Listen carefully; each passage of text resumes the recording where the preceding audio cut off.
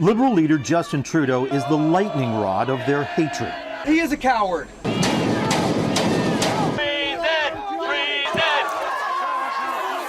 At least one protester threw what appeared to be gravel or small stones at Trudeau while he was boarding his bus. That's the sound of media reports from just a few weeks ago, after protesters threw gravel at Prime Minister Justin Trudeau during a campaign stop in London, Ontario. He wasn't hurt, and at first, even the Prime Minister himself made like it was no big deal. A 25-year-old man who was the campaign manager for the People's Party of Canada candidate in the riding has since been charged with assault with a weapon, and he was also fired. The incident came on the heels of disturbing daily confrontations that Trudeau's had with anti-vaxxers and other groups of protesters during the election. People have been wearing F Trudeau hoodies, and there have been signs suggesting Trudeau be executed.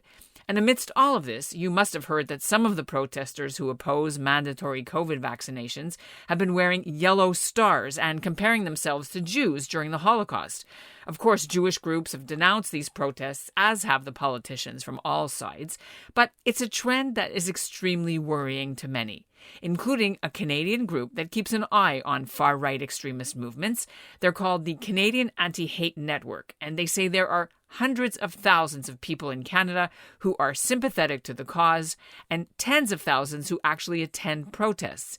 I'm not afraid of, a group of them getting together and having a very coordinated assassination attempt. I'm not worried about that. I am concerned about the possibility of a single individual who's unstable, who puts all that together and tries to act on it and tries to kill somebody. I'm Ellen Besner, and this is what Jewish Canada sounds like for Monday, September 20th, 2021. Welcome to the CJN Daily, sponsored by Metropia.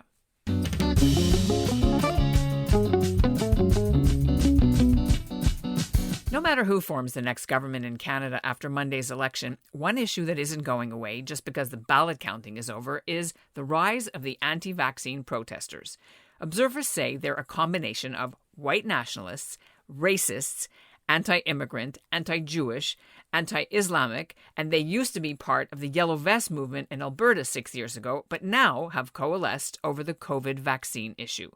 According to the Canadian Anti-Hate Network and other experts, some of the main players are directly linked to the People's Party of Canada and leader Maxime Bernier. Coming up, we'll hear more about who these protesters are and why Jewish Canadians and all Canadians should be aware of them. But first, here's what's making news in Canada right now. Hi, everyone. I'm Nina, and my husband, Mordechai Glick.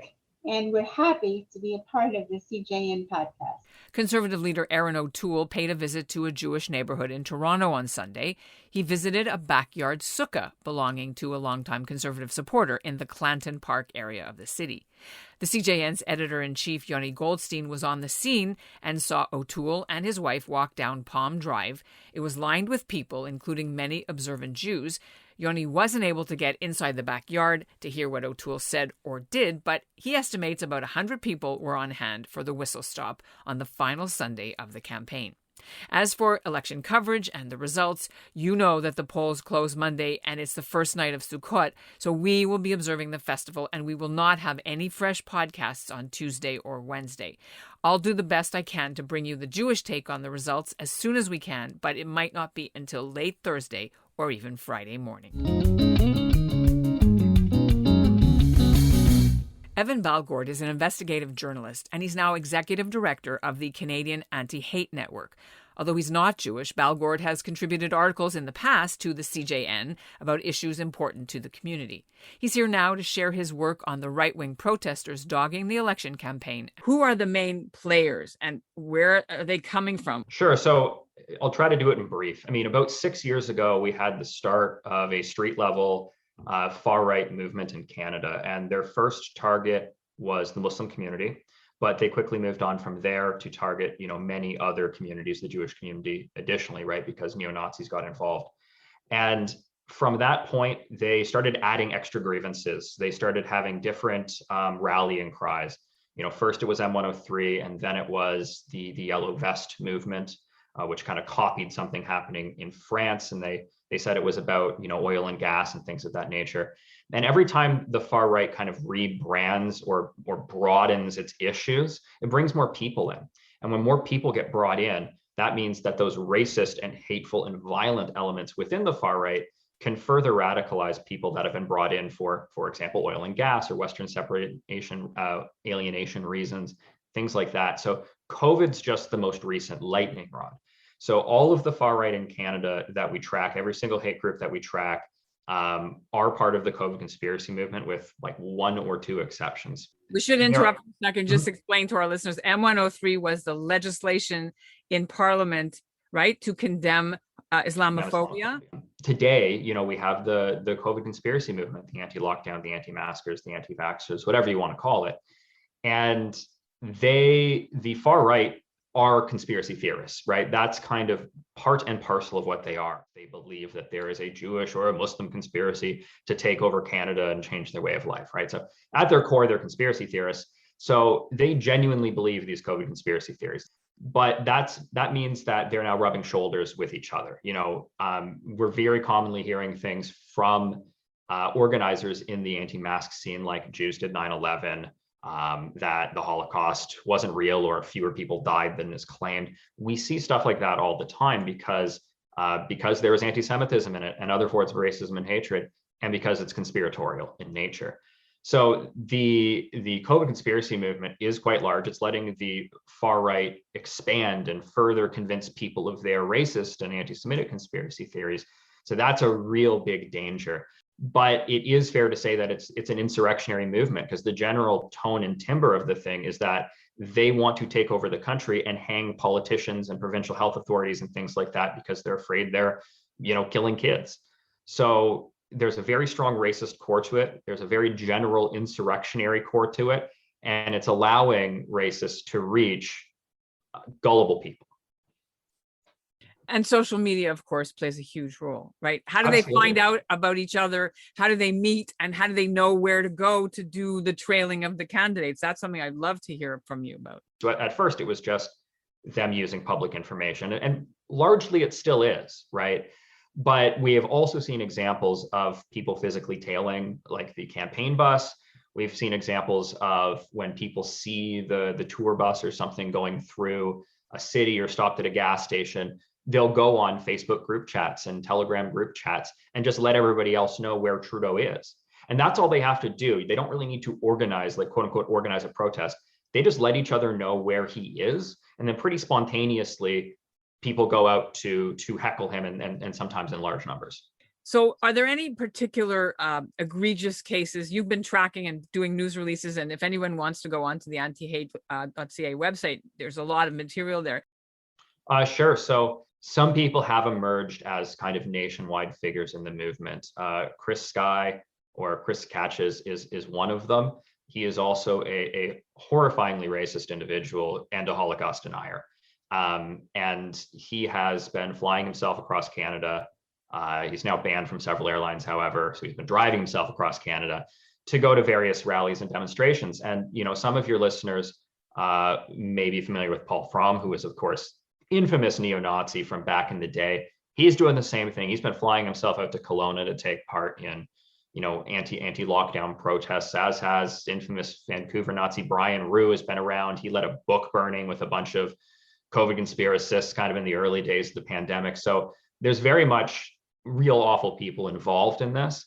But focusing on the main players is a little tricky because, as I've said, it's just so atomized. The people who keep this going, it's very grassroots driven.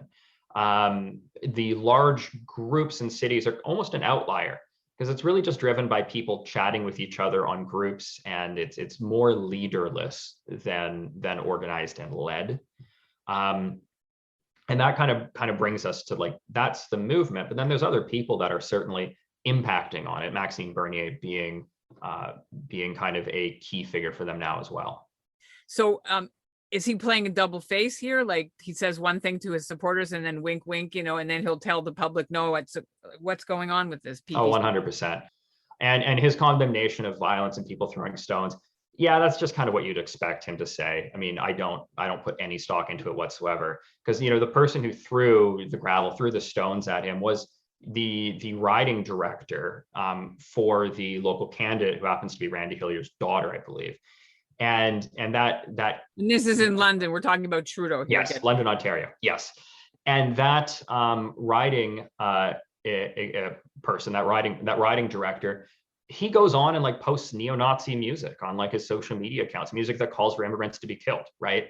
It's very obvious who and what he is. And you barely have to scratch the surface of the PPC to find people like that. I've lost count of how many people like that I've found in the PPC. Bernier has taken those people who, might hold their nose and vote Conservative, but don't really want any of the parties because they're just so extreme. The people, not the parties, of course. And he's taken them, and some of them, that's what you can attribute to his rising poll numbers. It's people who want to see, a xenophobic, very nationalistic kind of government that Bernier is always dog whistling about. Someone's going to get killed or injured very soon if this continues. This is what happened January 6th in Washington. We have a couple different little protective factors there. I would say United States, you're about a 4-hour drive away from 4 or 5 population centers in a lot of, the more dense areas of the country. And there's just way more people. So if you ever want a critical mass to do something like storm a parliament building, it's easier to get the physical flesh people there that you need to do something like that. So we have kind of a protective factor in that. But we do have a very dangerous situation right now, right? We have all the elements for, what some people used to call like a lone wolf attack. So we have a large group of people who believe that there is some biblical evil, that being like Trudeau and the provincial health authorities and mask mandates and things like that. And then the final part is hopelessness.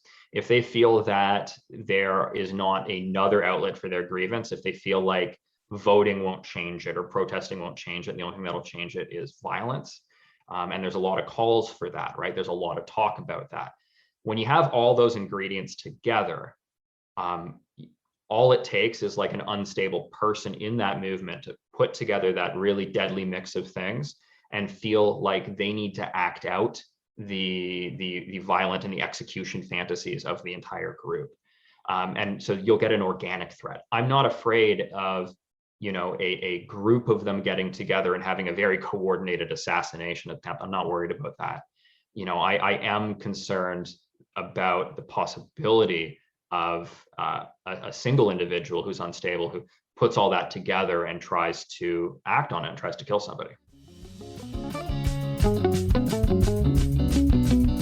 And that's what Jewish Canada sounds like for this episode of the CJN Daily, sponsored by Metropia, integrity, community, quality, and customer care. If you like this podcast, please share these episodes with your family and friends. Better yet, show your friends where to find us so they can subscribe too. And it's free, and we're on the CJN's website under podcasts. Our website is thecjn, that's all one word, .ca. And we'll end today's show with a sneak peek for Thursday's episode. How the billionaire Canadian businessman and philanthropist Sylvan Adams got Israel, Canada, Tajikistan, and the United Arab Emirates to work together to secretly rescue over 40 Afghan women, cyclists, robotic experts, and human rights workers. And more are expected to come out soon. When we were bringing them across, at one point, they pulled their weapons on these girls. And we were, I got an urgent call from Yotam to tell me, listen, get your friend on the phone right now with the president of Tajikistan, because I'm not sure we have very, very much more time. And to his credit, he did it immediately, and literally they were permitted to walk across the border.